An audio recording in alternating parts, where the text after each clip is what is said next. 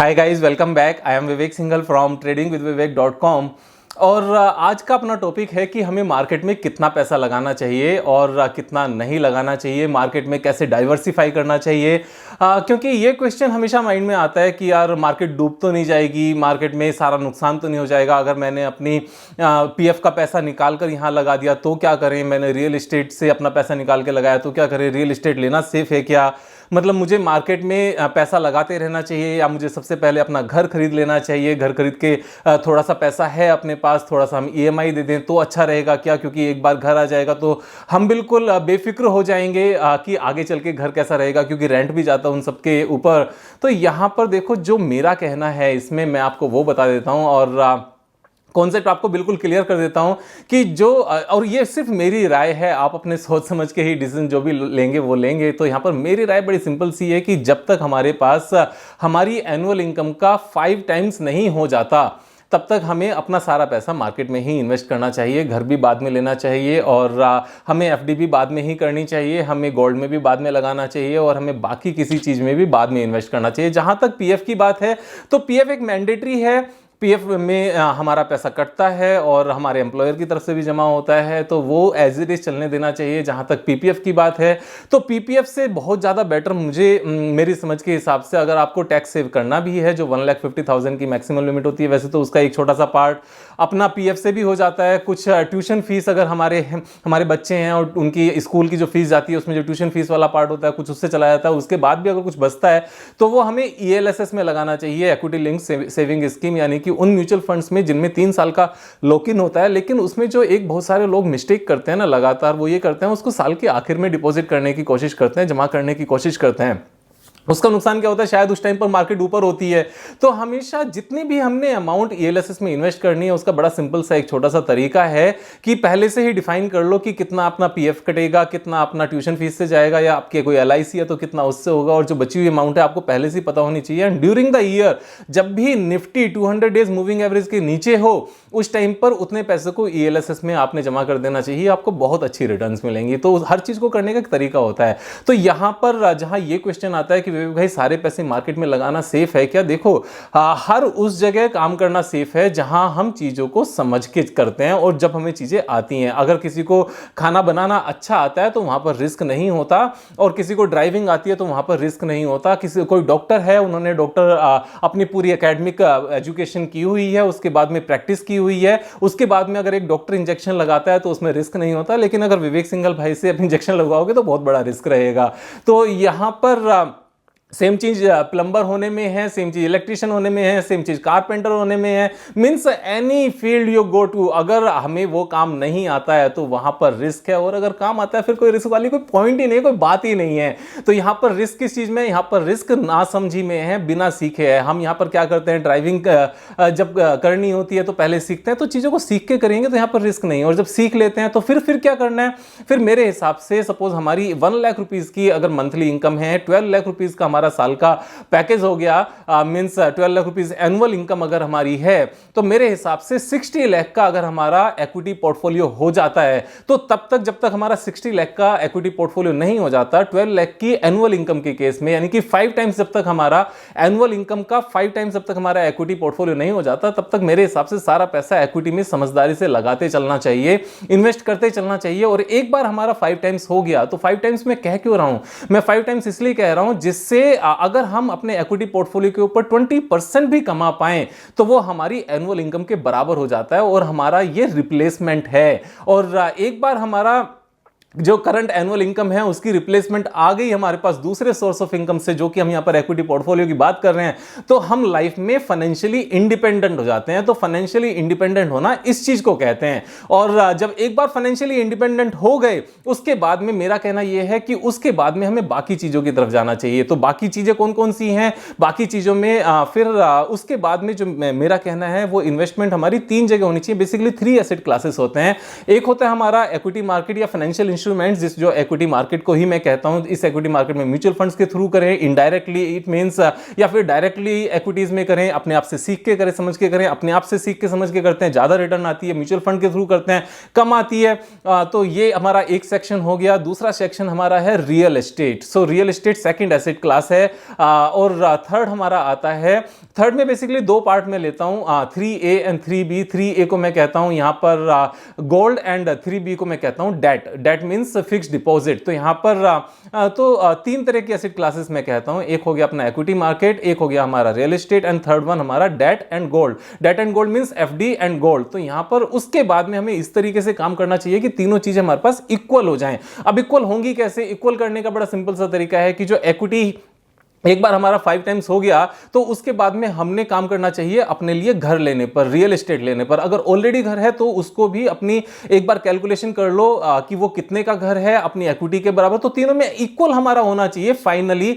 तो अगर सपोज हमारी टोटल नेटवर्थ 150 करोड़ की है तो 50-50-50 तीनों इस तरह से हमारा होना चाहिए। 10 करोड़ की है तो 3.3, 3.3 एंड 3.3 इस तरीके से होना चाहिए।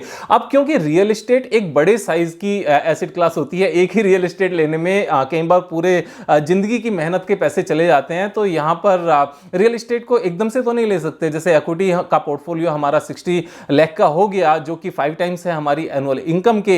उसके बाद में अगर रियल एस्टेट लेना है और सपोज 60 लाख का ही रियल एस्टेट आएगा, एक घर अगर 60 लाख का ही आएगा, तो उसके इसमें क्या करना है? वैसे एग्जाम्पल में 60 लाख मैंने थोड़ा सा कम लिया है, तो अगर वो 1 करोड़ का आएगा, 1.2 करोड़ का आएगा, जो भी फिगर है आप अपने हिसाब से कोई भी फिगर ले सकते हैं। तो हमने क्या करना है, अब एकदम से तो हम नहीं ले सकते रियल एस्टेट को। तो हमने करना चाहिए कि फिक्स्ड डिपॉजिट में एंड गोल्ड में उस पैसे को हम इकट्ठा करते रहें। तो सेकंड जो पोर्शन आपने इक्वल अमाउंट का क्रिएट करना है वो फिक्स्ड डिपॉजिट एंड गोल्ड करना है। क्योंकि फिक्स्ड डिपॉजिट में एंड गोल्ड में हम छोटी छोटी अमाउंट को इन्वेस्ट कर सकते हैं।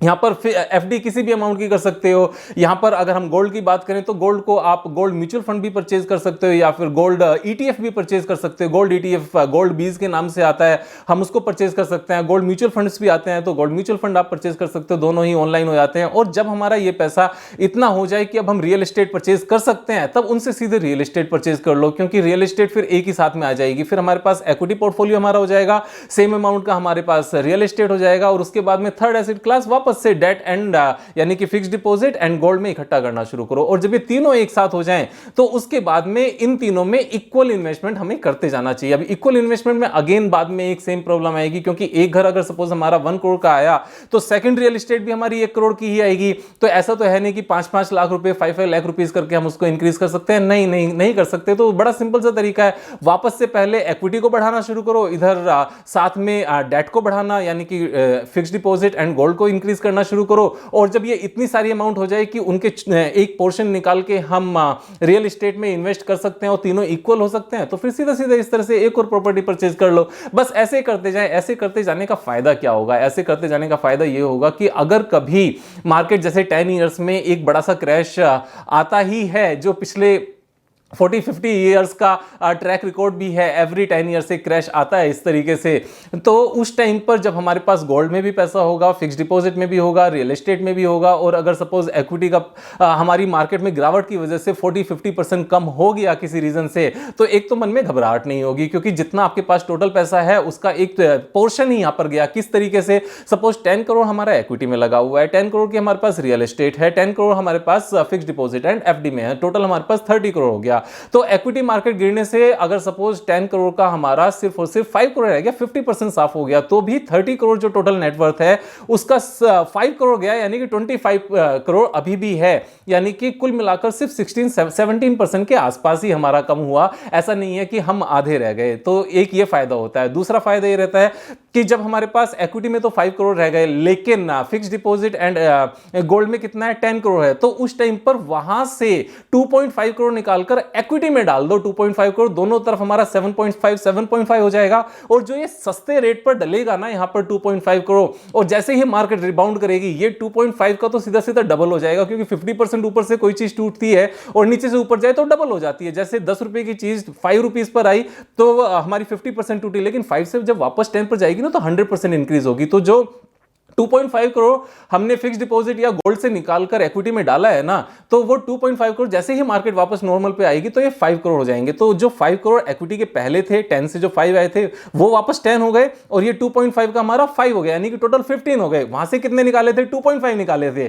तो वापस से इनको रीबैलेंस कर दो। रीबैलेंस कैसे होगा? यहां से 2.5 निकालो, 12.5 रह जाएंगे, और वहां पर उधर डाल दो, उसको पूरा फिल कर दो, या फिर और ज्यादा डाल दो। तो हमारे पास जो दोनों तरफ 10-10 करोड़ थे ना, वो हमारे पास 11-12 करोड़ के आसपास हो जाएंगे। तो इस तरीके से बैलेंसिंग चलती रहेगी, और जब हमारी दोनों ही चीजें इतनी ग्रो कर जाएं कि हम एक रियल एस्टेट और ले पाए, जब वो तीनों इक्वल हो जाएंगे तो एक और रियल एस्टेट ले लो। तो ये चीजें इस तरीके से चलती हैं, और जो रियल एस्टेट आएगी वो भी तो इस तरह की कोई ना कोई तो रेंटल इनकम देगी ना हमें। तो जब भी रियल एस्टेट लें, उसमें रेंटल इनकम का या उसका जो कमर्शियल यूज है उसको जरूर ध्यान में रखें, क्योंकि एक घर अपने रहने के लिए बहुत होता है, उससे अलग जितनी भी रियल एस्टेट है वो सारी की सारी हमें पे करनी चाहिए, कुछ ना कुछ हमें मिलना चाहिए। क्योंकि फिक्स डिपॉजिट होगा वो भी हमें पे करेगा, गोल्ड होगा वो हमारा एप्रिसिएशन करेगा, अच्छा एप्रिसिएशन करता है।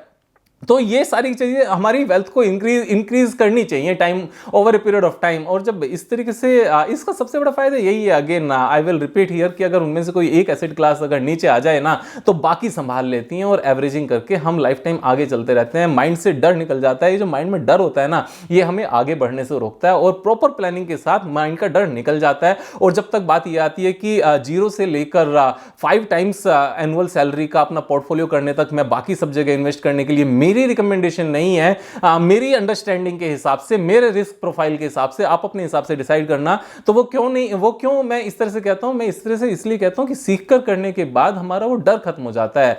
तो ये चीजें सीखकर करो। मैं यूट्यूब पर इतनी सारी वीडियोस बनाता हूं, सब में मैं जो भी लाइनें बोलता हूं ना, उन सबको नोट डाउन करते रहो, सीखते रहो। सीखने से चीजें बहुत अच्छी होती हैं। बिना सीखे यहां पर मन नहीं लगता। तो इसका तरीका बड़ा सिंपल सा है कि आप सैटरडे संडे क्या करो, सैटरडे संडे 4-5 घंटे निकालो, पुरानी वीडियोस निकालो, पुरानी वीडियोस को दोबारा करो। देखो, जैसे हमें किसी एकेडमिक नॉलेज को बार बार हमें बुक्स पढ़ने से, रिवाइज करने से सिलेबस को चीजें ज्यादा कंफर्म होती हैं, पक्की हो जाती हैं, सबकॉन्शियस माइंड में चली जाती हैं, हमें लर्न हो जाती हैं। उसी तरह से मार्केट में जो वीडियोस हैं, स्टॉक से रिलेटेड जो वीडियोस हैं, या डायरेक्ट स्टॉक एनालिसिस से हैं, या ओवरऑल थीम से रिलेटेड हैं, तो उनको बार बार देखेंगे तभी तो सबकॉन्शियस माइंड में जाएगी। एक बार अगर देख के और सब कुछ लर्न हो जाता तो हम सभी लोग शायद IAS ऑफिसर्स होते, या फिर सभी 100% मार्क्स लेकर आए होते। सभी 100% मार्क्स लेकर क्यों नहीं आते? क्योंकि बार बार रिवाइज करना होता है, और बार बार रिवाइज हर कोई करता नहीं है। तो जो बार बार रिवाइज करता है उसके मार्क्स अच्छे आते हैं, जो क्लैरिटी के साथ करता है उसके मार्क्स अच्छे आते हैं। जो टाइम, एनर्जी एंड फोकस तीनों एक साथ लगाकर लर्न करेंगे ना,